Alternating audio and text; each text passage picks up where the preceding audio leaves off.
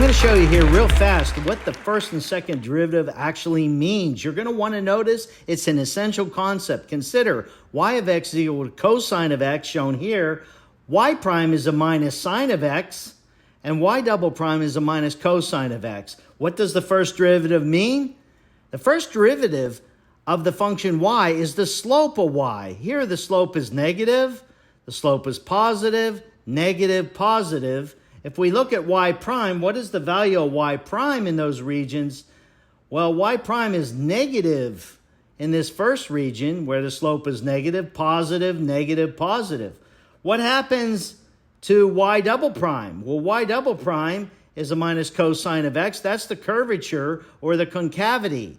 In this region, it curves down. In this second region, it curves up. Third region curves down, curves up in the fourth region. So look here, the second derivative in that first region is negative.